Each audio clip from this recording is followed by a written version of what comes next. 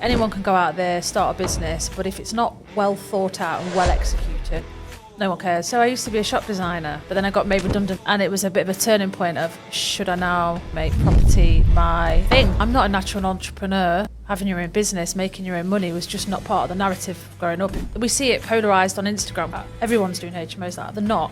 Most people, it's still really bad stock. A lot of disregard for like who actually is going to live there. I want my tenants to walk in and feel like they're in Pinterest. Why not? Why not have that aspirational space that you probably couldn't go and rent or buy by yourself, and make people like yourself look at it and go, oh, that really resonates with me actually, and I want to do a better job? Then that has a really positive ripple effect. I'm down for that. What is it that you find so useful about masterminding? I mean, it's connection, right? Self-employment, regardless of the size of your business, you've got to make the final decision. There's such a big comfort being around other people that are at a similar level to you, and then also ones that are further ahead of you that can inspire you. The cash flow that your portfolio might have given you in 2017, nothing like it is now. So this is where I see the opportunity.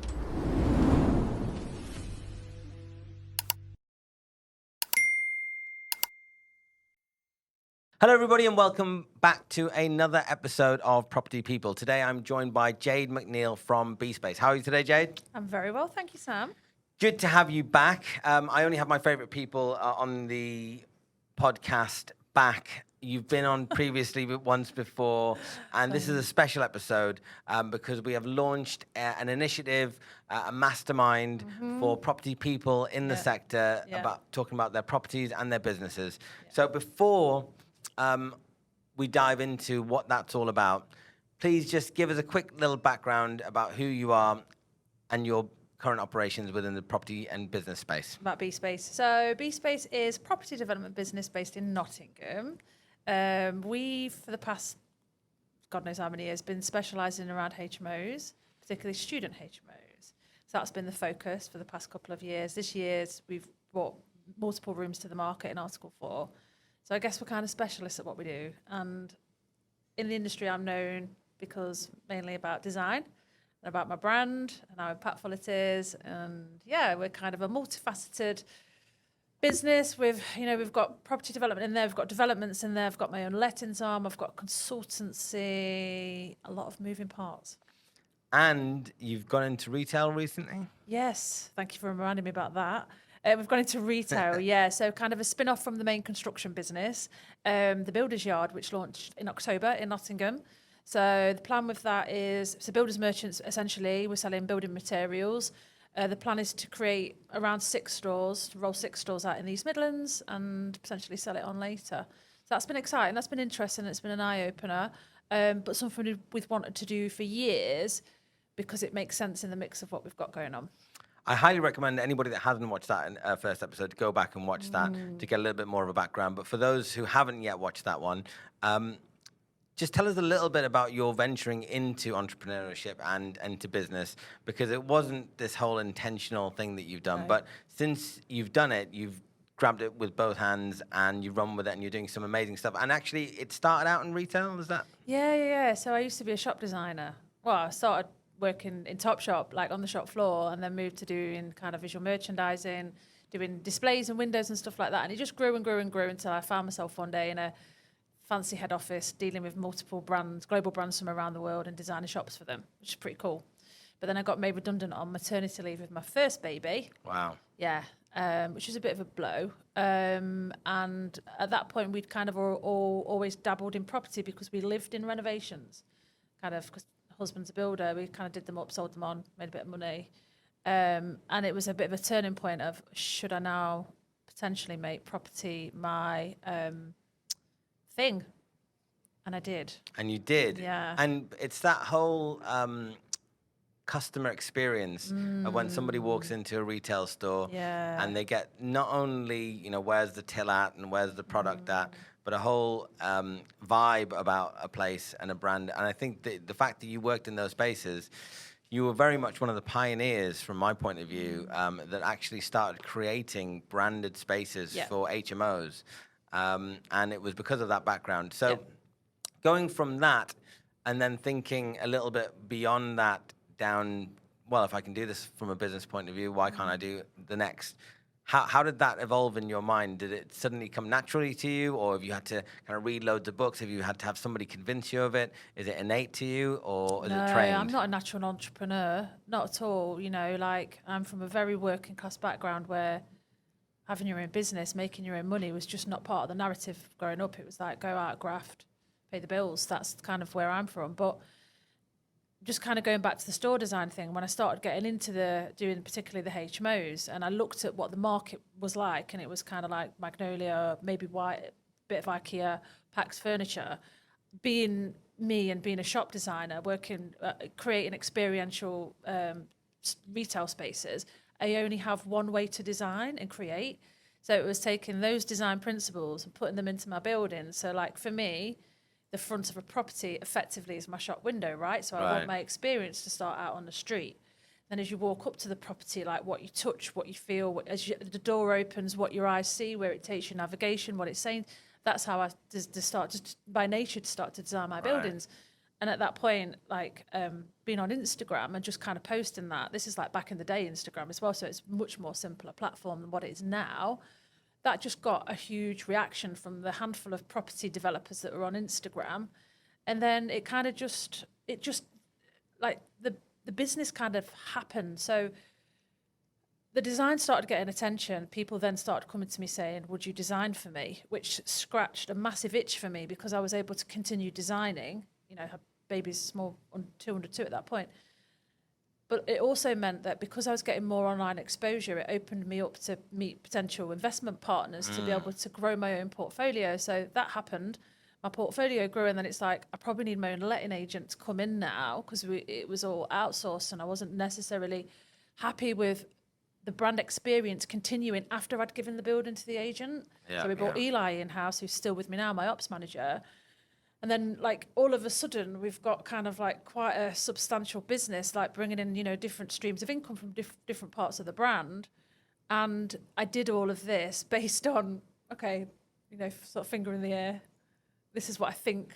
This is where I see the opportunity, and going after that opportunity, but always at the center of every decision, being led by brand, being led by design, and just me as a person. I just want to. It's a bit of a cliche, but I want to disrupt the industry and say, look, there's a better way to do this. You don't have to do it the way that you're being told you do. What about this choice with design? Because ultimately, you create a better customer experience. You hold on to them for longer, right? They stay in the shops longer. They stay in the buildings longer. It's better for your bottom line. Absolutely. And I was going to say exactly that. Because you created these branded spaces, these design-led spaces, did you find that you would fill the rooms faster? Did you find that you'd get a better rent for them? Did you find that the people were staying longer, which is really what everybody wants as a landlord, as an investor? Just going to pause this episode to say, if you're enjoying what you're hearing and you want to apply to the Elevate to Wait Mastermind program, then head to the show notes below. Guys, listen, I promise you this is going to be the most unique mastermind program in the UK property and business space. So come and join me and Sam and hang out with us in the amazing East London. Yeah, so you know, like voids in your portfolio, it's just a killer. Nobody wants that churn. So like the longer you can keep hold of someone, the better it is for the business. So like, let's say our professional tenants are probably going to stay with us. You know, at the beginning I was told, oh, most people stay for like maybe a year. So like 2 rounds of a 6-month contract. Genuinely, I've got people that have been in my professional lets for 2, 3, 4, 5 years. Like they've been in there. Really? Wow. Yeah, genuinely. And then obviously the students is a different model because most of them will be with you a year. Quite a few of them do stay for 2, actually. They'll say straight away, can we keep it for next year? Yeah. That's great. But, you know, with the student side, it's then about what rental income are we achieving in the market and where do I sit? So I sit always in the top 5% of rental income. So like comparatively, Beespace properties are going to get somewhere between 25-30% uplift. And that is because the way that they're designed, the customer service that they get when they're in there, and people are happy to pay a premium for that product. And, you know, I've been in property for over 20 years, and so I remember a lot of the rental stock that we used to let out in and around North and East London, where I used to operate as a letting agent. And some of the really, like, the classical kind of landlord that doesn't really do anything, it's a tired property. So seeing what you were doing was actually how we met. it Was was. literally my business partner Andy had seen you on Instagram, and Andy and I are both agents. We're both good with numbers and getting a look and feel for what probably will work. Andy's actually not too bad with design, but I literally don't have a design bone in my body. So it's all about leveraging and finding good people to work with. And he introduced me to you, and you actually designed one of ours. And I did two for you in Coventry. Well, exactly. And then we thought, actually, that's good. We may as well do it for the next one as well. So, and that's helped us as well. So that property's been really good for us. Like you said, we have people that want to stay on longer, and it just made us want to do it in all of our properties. And I think that was a trend that started to happen across the board. And now we see some really beautiful designs in rental properties across the country. We do. I mean, but we see it polarized on Instagram because that's where we primarily use our social media on Instagram. And it's like this little lens that we see it and we think, oh, the whole world is like that. Everyone's doing HMOs like that. They're not. Just the Instagram community. That's it. Most people, it's still really like dire quality, bad stock, a lot of disregard for like who actually is going to live there, how they're going to live. But I guess what I did and continue to do with my Instagram account is I make people like yourself and Andy look at it and go, oh, that really resonates with me actually, and I want to do a better job. And if I can do that, then that has a really positive ripple effect over a long period, which means we can improve standards and quality of living. I'm down for that. That feels good for me. That is literally what it's all about at the end of the day. Of course, the bottom line is important. We are in a capitalist society. We need to make money to make it sustainable so we can do more and more of it. Yeah. But ultimately, with that main focus that we're creating great homes for people to live in where they can work, rest, and play, that's the bottom line. It's a 360 give, though, like it's not just me benefiting, it's the tenants benefiting. So like people will walk in and one of my kind of core values is I want my tenants to walk in and feel like they're in Pinterest. Why not? Why not have that aspirational space that you probably couldn't go and rent or buy by yourself, but you can have a slice of it in this property? Or when you're a student, why not break that mold? And as in literally, student properties, they're full of mold. And no, you've got this experiential space, which they go all over TikTok. The mates are all, why not give somebody that space to be in? I'm in a privileged position to be a property developer and own these buildings. I'm going to give it my best because it's best for my people in there. And that's a long-term, decision.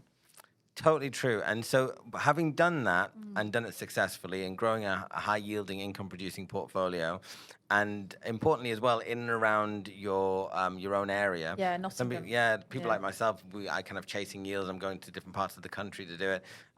Because of other commitments, family, kids, etc., you've made it very, very concerted effort to make sure that it's in and around your area. Therefore, you can control the kind of management. You've got your ops manager locally. Then you've also been working with a lot. We talk about our little bubble. There's a lot of people that are doing some really great stuff in the space that we love their Instagram feeds and the kind of stuff. And you've worked with those people as well. So you've actually you branched out into another income stream. So tell us a bit about the people that you've been working with and the other people that are now doing. Some of them are Merrick's clients as well, which I'm very proud to say as well that I met through you. Yeah. So tell us how you feel about that side of the business, which is the kind of coaching side, because you also help with branding as well. You've got programs, etc. Tell us all about that. So how that came about with that, again, was never intentional, but that happened because of COVID. So 2020 hit and I had multiple design clients on designing HMOs, but obviously everyone went, the world's ending, I don't want to buy anything, I'm going to just pause all my projects and we don't need a designer now, Jade. And at that point I was building my own house, so income was quite important into the household. Obviously, Tim's running the construction business, and it's COVID. I'm self-employed with 2 kids under the age of 2.5, 3, and it's COVID. 2 under 3 at that point. So it's okay, how do I take my design business and still make me money? Well, obviously, it's got to go online, so how do I do that? And I pivoted into basically one-to-one online consultancy to talk about branding and talk about design, and it was really I'll have a go at this and see if it works. And what happened is it opened the floodgates for all these property developers that wanted to come and speak to me and get my advice on floor plans and get my advice on feature walls and da-da-da-da. So I did that one-to-one for maybe a year and then thought, okay, I actually really enjoy this and this fits really beautifully in my lifestyle and how I work. And I'm still making a positive effect, but I'm doing it. I'm not having to be on cold building sites. I can do it from home. And it works around the kids because they were so small. And at that point, I had like limited nursery hours. You know, they weren't in school. So like, it's really critical on how I was using time. So from that point, I started what is known as my branding and design program, which I still run now, which is like a 4-week program where I condensed all the questions everyone was asking me, and I condensed it into a 4-week program. And then so many of the big brands online community came to me and went, I want that. Teach me how your systems and processes for brand and how to do creative direction, to brand your space, to get your digital to look the same. So I did that, and that kind of grew. And then I was like, actually, when I reflect on where else I can make a positive effect on other women that are in the same boat to me or similar, because for some mad reason I've managed to make all this work by looking at the way I use my time and systems and who I'm hiring, and created my mentoring program. That was sort of 2021, I think. And that's female only, and I still run that now very successfully. And then from that point, I created my mastermind program, which I ran for 3.5 years, face-to-face in Sheffield, which is more of a kind of, you know, established business owners together all around a table. Which is something I joined. Which is something you was on as well for a year, which was amazing. It was. And like all of a sudden, I've got this really kind of strong, not all of a sudden, it happened, you know, it took me 5 years to build it, but really core kind of consultancy business, let's call it that, under the umbrella, based on, you know, brand design, business, you know, building your business, your systemization, like all the stuff that I enjoy doing, really. So it's just meant I've been able to kind of work on a one-to-one and group setting and much more, you know, focusing on the things that I'm really passionate about and enjoy. And building people around you, working with people that you enjoy, and yeah, I've definitely been part of that. The mastermind in Sheffield was great, and a lot of great people we work with, and I still continue to work with today. So, which brings us to why we decided to launch Elevate to 8. Yeah. And it's a mastermind program. Tell us a little bit about how, from your point of view, how it came about, and then I can kind of share my side of the story as well. Yeah. So Elevate to 8 is obviously our mastermind program that we've just launched. Yes. Which is, you know, it's based in East London, in very cool venues in East London. It's face-to-face, and it's really about taking those business owners that are already there and really supporting them by giving them, you know, the right tools, the right knowledge, the right industry experts, and really supporting them to believe that they can grow their business up and beyond that 8-figure category. Absolutely. And a real core focus for us on the Elevate to 8 is looking at multiple streams of income. Which, how do I feel about that? Like, phrase, multiple streams of income. I think it's been overused a lot in our industry, and it can be a bit bleh. But the reality of it is, that is what you and I have both done. And we really realised that jointly at the start of this year, where we were discussing, what's working for you? What's not working? How are you feeling about this? And we were actually in the same boat. And it's like, what's working is having, you know, different things going on across the board. And it makes a lot of sense long-term, business, property development. And actually, what we can facilitate jointly in London is to encourage members to build a similar, you know, setup of a mix of property development and business. Yeah, 100%. And, you know, there's a lot of people that have been talking, I think, over the last, I don't know, however many years, about multiple streams of property income. Yes. So you can be a sourcer, and then you can be a this, and you can be a that, and you can be developing, you can do HMOs, you can do development, commercial, all that sort of stuff. I think that there's actually another way of looking at it, and I think it's a little bit better and a lot more sustainable. And it's simply, you've got a property investment portfolio, which is hopefully high yielding, income producing, long term. You might even have some flips in there depending on which area you're operating in, but that's the property income that you've got coming in. And hopefully that's long term, a nice long horizon, generational wealth, assets that you can pass down. Hopefully relatively low effort involved, hopefully some low risk as well. But you've also got an income producing business as well, a transactional business.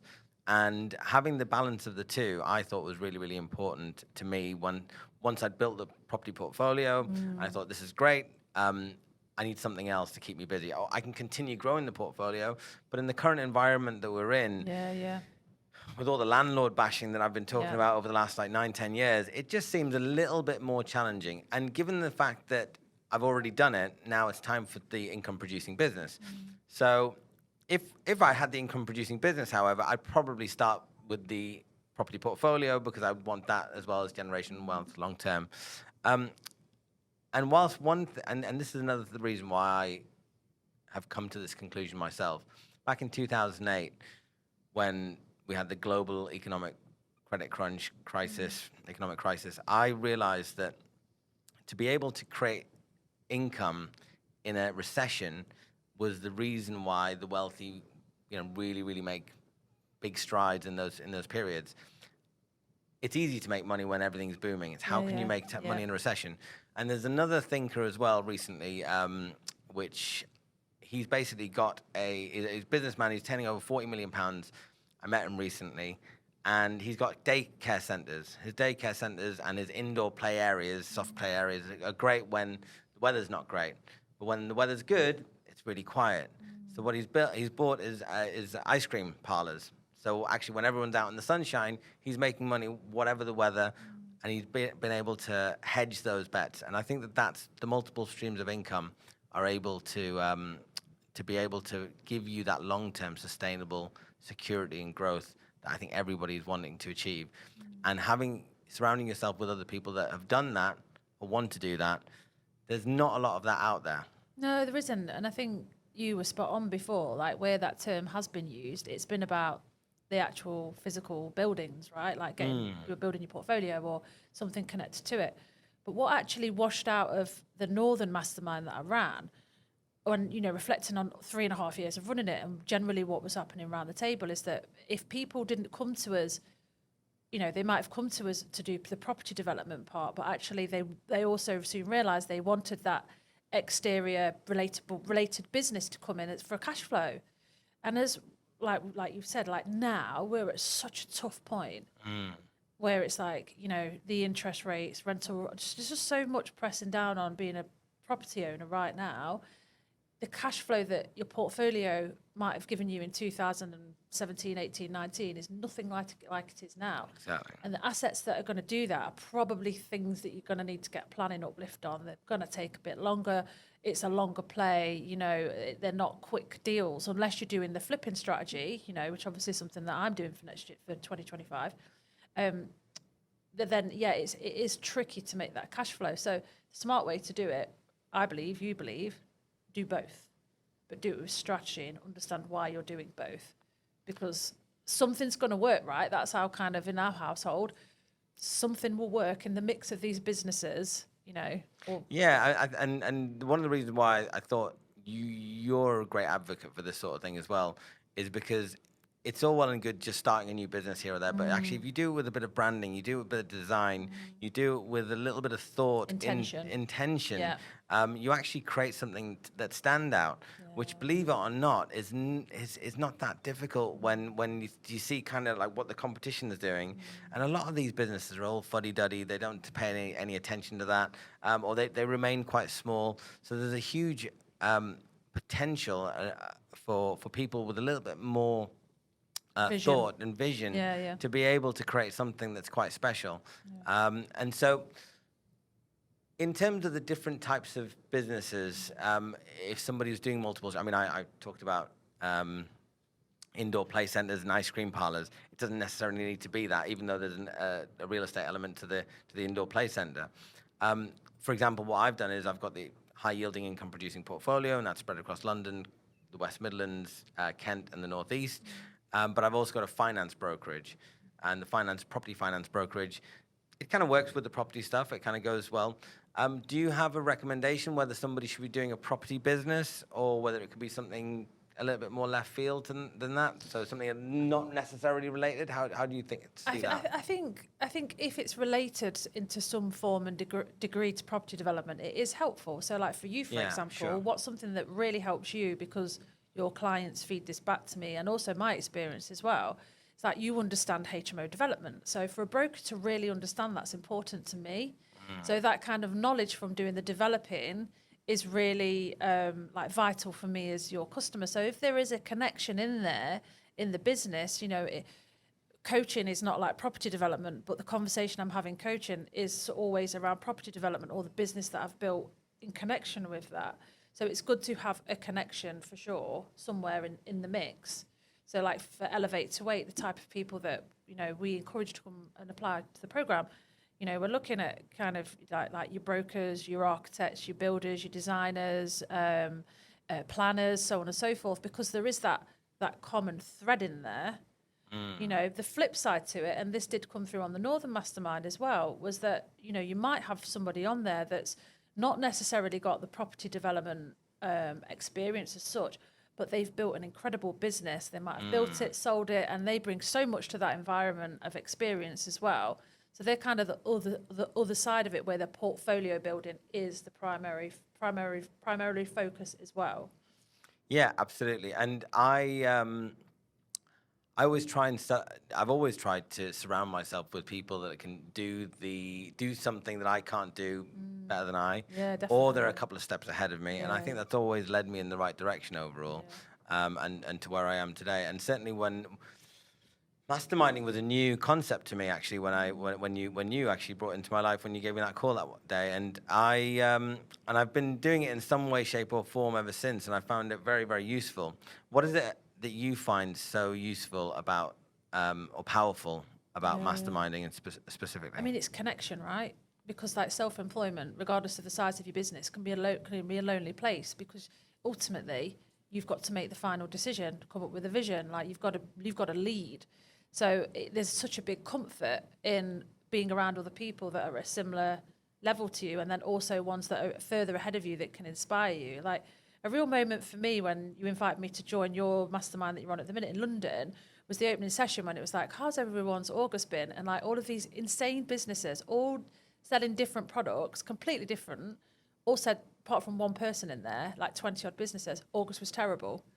What a comfort that was for everybody, that August sales were down because all of these other businesses were reflecting it. So there's the mastermind environment, you're there to be inspired and supported, but there's also like a serious comfort that you get from knowing like what's going on, in the bigger world in the UK, like how's everyone performing? Yeah, and from my point of view as well, it's always this thing about being useful.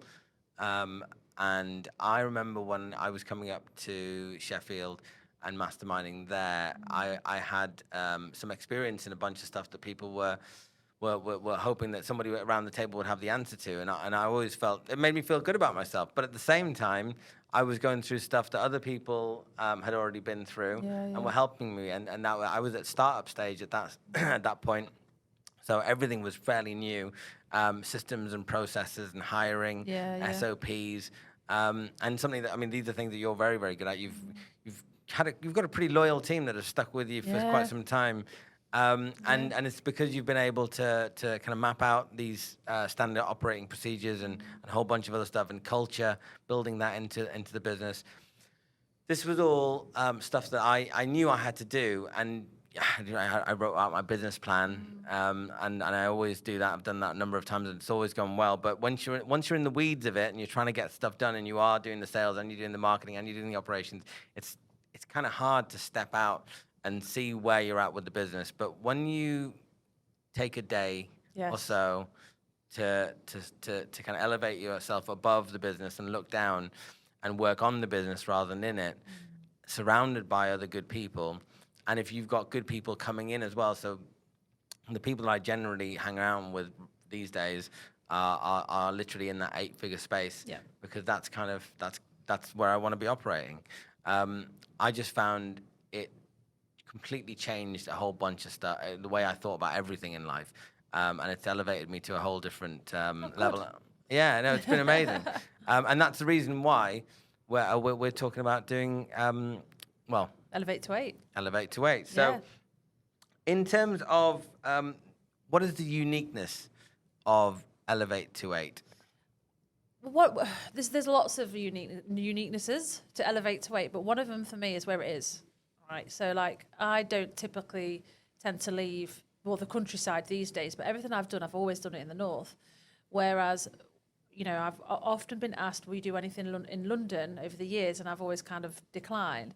But for me, I feel like now is the time to come down to London, particularly East London, for a reason, and do our mastermind there, because I think that, connecting to what you kind of just touched on there, one of the best things about a mastermind is that you do have to go and take 24 hours out, 12 hours out, whatever, for your business to really think about it and not be in it.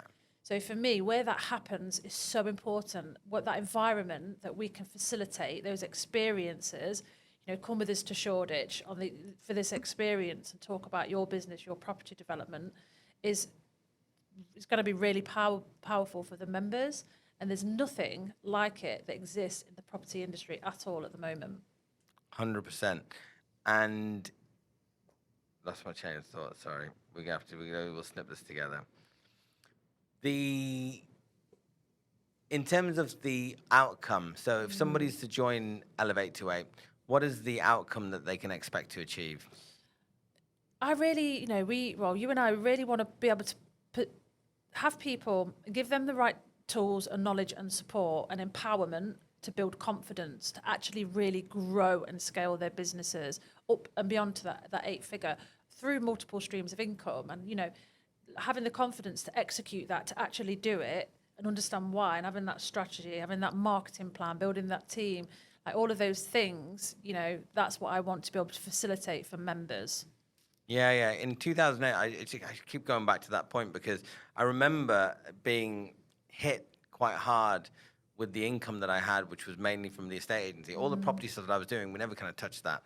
And so I didn't see it as multiple streams of income. But however, come 2015, those properties have gone up in value, all paid off, income producing. And I never thought of it that way. But I just saw my income as an employee, which was good at the time, drop to near zero. Yeah. And I literally just thought, this why should this happen to me? How come it doesn't happen to other people? It took me quite a few years to go and study that stuff and realize that if you can create multiple streams of income, that you can make sure that you thrive through any economic environment. Definitely. And right now, with all the turbulence in the economy, we've just had a change of government, high tax environment, high interest rates. But that's the great thing about me and you, is it is a bit of a yin and yang kind of approach in terms of what we're going to bring to the table of experience and opinion, I guess, which is a good thing to have that exposure, because what you're saying is not wrong.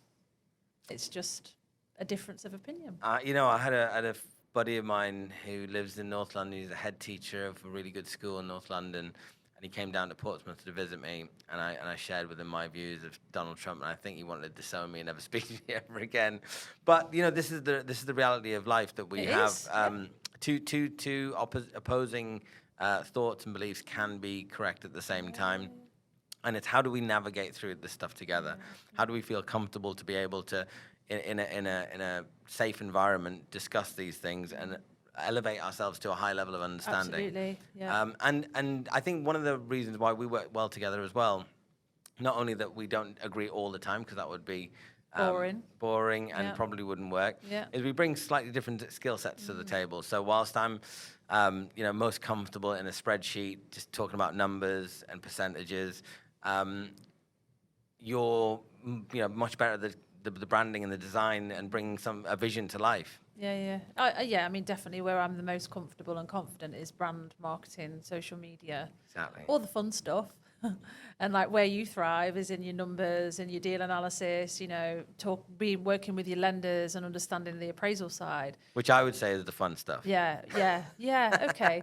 But so there definitely kind of is that balance. But I think one of your core strengths to bring to our mastermind is having that connection with lenders, having that connection with what's going on, having that ear to the ground with the market. So I always remember when you were part of my Northern mastermind, you would always have a different approach to everybody else in the room when it came to like, oh, the world is ending. Like, what are we all going to do now? And you'd be like, yeah, I hear that, but the history has told us this and the economics look like this. And actually that puts a different spin on it, which is kind of, I don't want to use the word elevated, but more of an elevated spin on kind of the realities, the realities of what can go on in the big, bad, wide world and how it does affect us, as property developers, business owners, you know, income and so on. So you've always had that insight. Absolutely. And 2008 is that's why I mentioned it a few times, is partly the reason why I have Felt that. it. If you like this episode and you would like to be a founding member of the Elevate to 8 Mastermind and you want to join the waitlist, look into the show notes, click the link below, and we hope to see you soon. Yeah, I really felt it that time. And, you know, and when I talked to my dad, who's a property investor, my mum as well, and they've been through the early 90s, the late 80s, they really, really felt a lot of this stuff, and they talk about it. My dad had a bunch of properties in the Northeast when the average house price was 80,000, and he was buying 2 up, 2 downs for £2,000, £3,000, £4,000 and flipping them. The interest rate went up to 16%. And he freaked out about that. And he went into multiple streams of income. So he went into kind of fast food takeaways, and then he went up the kind of into different verticals for wholesaling and manufacturing it within that line, whilst also having the properties as a multiple stream of income for generational wealth. That I think has had a huge influence on me. So I piece all that together, and I can see that there's actually this cycle of boom and bust. It just gives me the confidence that wherever we are in the cycle, there is opportunity. Especially if we live in the Western world. Like, you know, we look around the world and there's war and there's famine and there's all these other crazy disease and all these things that happen. But where we are based here, in the Western democracies, there is opportunity, and it's down to the individual to be able to find those, group together, and pull themselves out. And that's what I've done for my career. And it's worked really well, and you can have a lot of fun doing it, you know, and all of the things that you're not so good at. So, for example, the branding and design, you find good people to work with, and you leverage, you have to get that time leverage, and that skill set leverage. And I think it's a meeting of the minds that we put this together, because I have huge respect for what you've been able to build, and certainly that comes from a level of expertise that I don't necessarily have myself internally. And I do think, you know, to your point there about like there is opportunities available. There is, if it's quality. That's the difference, right? So like anyone can go out there, start a business, but if it's not well thought out and well executed, and even more now than what it was back in the day, you know, your marketing, your content, your strategy, your messaging, your visibility, doesn't matter if you're selling, you know, builders tools, or you're selling pizzas or houses, whatever your product is, if you've not got all of that nailed, brand, visibility, marketing, social media, you know, voice, no one cares, because it's so competitive now in the online space. And like whatever business you're in, you've got to have it spot on your phone, because that's the way the world works now. And that is where, you know, I really want to bring that to the members of the Elevate to 8 Mastermind, because it's so important. We don't want to execute mediocre, because anyone can do that. Let's do high quality and excellence, because it just has better long-term results. Completely agree. It was this summer I was in France, and my buddy Gimme was saying about, you know, people that start these businesses, even if you're starting a kind of a burger van, why would you just buy something that's really dull and boring? You need experiential, right? You sell out of burgers instantly. Why get on your Instagram, get on your messaging. It's not that Look hard. at the way you say things, use the emojis and everything. You've got to be conscious of all that. But the thing is business owners, that's how I am wired up and programmed. But like, for example, you're not. So you need the support to be able to go and like execute that. So you build a team around you. And even though I am passionate about branding, about marketing, and I know how to make something visual and look good and direct it, I don't create it. I don't create content. You know, Hannah, who's worked for me for many years, she nails that. You know, let Hannah be amazing at what she does, and my other people in my team, let them do their jobs, and then we get that result. But I've got to direct that ship. I've got to understand, why am I doing this? What's the result that I require to get from this? You know, how do I manage the cost? How do I manage the budget? That's a missing link there. We might need to bring this person in to help us do that bit. That's my job in the mix of it. But always understanding, I want to execute quality, because I've got to be a market leader to stand out. Indeed. And one of the words we were talking about, or one of the things we were talking about before we started, was collaboration. And whether it be with Hannah to do this, or whether it be Eli to do that, or whether it be, you know, you just can't do something and execute it with quality if you're doing it all on your own. And part of that is internally in your business on the day-to-day operations and building that out. But also part of it is pulling out and saying, right, I'm going to surround myself with other business owners, and I'm going to be able to take a moment to actually reflect on everything that I'm doing, set new targets for the month ahead, review why the targets for the last month were or weren't met, what could we do better. Having that ability in your time in the diary that you set aside to be able to reflect properly and collaborate, think about which collaborations are working, which ones aren't. All of that, it needs to be intentional. 100%. And I genuinely don't see lots of people doing it to the extent that they do, and that's why I think facilitating it is so important going into 2025. Yeah, I think for me, like, collaboration is something I really want to drive Beespace forward with for next year. So, like, collaborating with you on the Elevate to 8, because you bring something to the table that I don't bring, and vice versa. Like, that really works, and it's something I'm going to be doing more and more as I go along, because ultimately what collaboration is going to do for you is open up your audience, which is going to open up opportunities, whatever that looks like. So it's a smart way to think about business. It's a smart way to, you know, not just rely on your Instagram account to, you know, get your results, because you can't anymore. You've got to think out of the box. So collaboration is one of those key things. What other brands can you work with? You know, what other activities can you do to open up your audience and introduce new people into your world? Just, it's kind of like one of my things that I'm really going to take hold of moving forward. Good. And I look forward to doing it with you. Yeah. If it's launched, if people want to find out how to join Elevate to 8 and be part of the community, how can they do it? Well, they can head over to my Instagram, which is 3_Beespace, or your Instagram, which is Sam Lowney. Yeah. All the details are in my bio on there, and in yours as well. Show notes below on this episode. I don't know why I'm going like that, but, you know, yeah, just all over Instagram, really. But yeah, I think, you know, anyone that sat there and is thinking, I've got this thing, you know, I've got this business, I'm doing a bit of this, but I just need to bring it all together because I know I can make it work, but I don't really know how to put rocket fuel on it, are perfect to come on Elevate to 8. And, like, you know, we're going to facilitate this environment in East London. We've got a lot of social activities planned in it as well for the evenings, which is going to be amazing. Yeah. Lots of experiential activities for the members to be included in.